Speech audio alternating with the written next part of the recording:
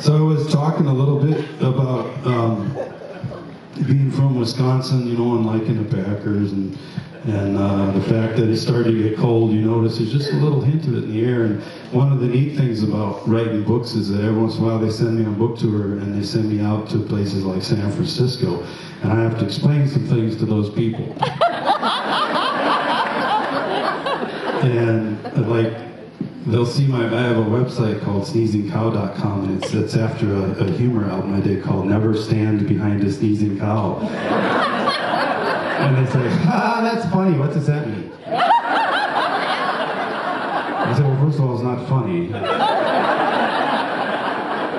And so basically it's a situation involving several of the properties of physics, contents under pressure, ballistics, and the path of least resistance.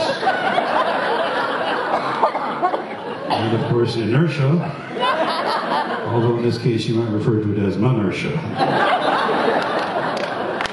I don't know, I grew up on a dairy farm. I don't know if this has happened to any of you. It has happened to me. And I can tell you it is a jaw-dropping experience. Although that would not be your best move.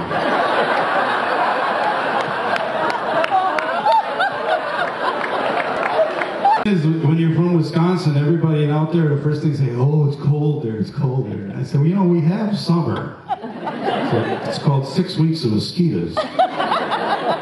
Because you have to admit the cold does pretty much rule our life here. I tell them along about September, it starts to get a little nippy. By October, all the leaves are gone.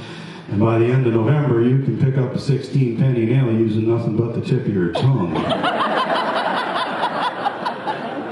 Although once you do that, it's kind of hard to get it back in the Folgers can. Knowledge base, that it's totally predicated on living in the cold. Like I tell them, this time of year, as a matter of fact, when summer comes to a close, we don't fold up our beach towels and store them away. We roll them up and then we lay them across the bottom of the kitchen door.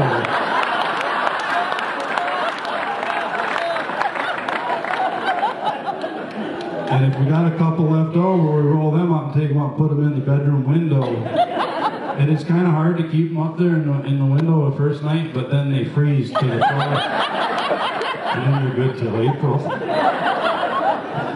It's just, and I apologize for this next one, but you have to obviously start with the basics. And I apologize because this is a bit of a crude statement, and I realize we are in a Chautauqua. But it has to be said, and so I start them with the basics, and I tell them that if you happen to wind up in Wisconsin during the winter, don't eat the yellow snow. But I take it a step further, and I say don't eat the green snow either, because that's antifreeze.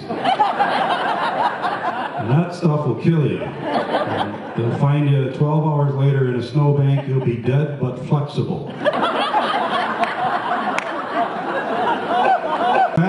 That 80% of the people in this room have scraped their entire windshield using nothing but a Farm and Fleet credit card. Or half a busted red plastic Dairy Queen spoon. And I tell them, where I'm from, if we see a guy take and drink all 24 cans of Liney's in a 24-pack, we don't see a guy with a drinking problem. We see a guy who's going to take that beer carton, he's going to stomp it flat, and then he's going to zip tie it to the grill of his pickup truck. That's defroster enhancement is what that is. And of course, any of you who don't have very good defrosters, you set at a stoplight and taken your hand and made the fist make a little footprint on the window, and you got to put the toes on there too. But the single most important thing that I tell people who aren't from this area, who are thinking about coming here in the winter, is I say, if you find yourself in a Walmart parking lot in Wisconsin in January, and a complete stranger walks up to you and says, "Can you jump me?"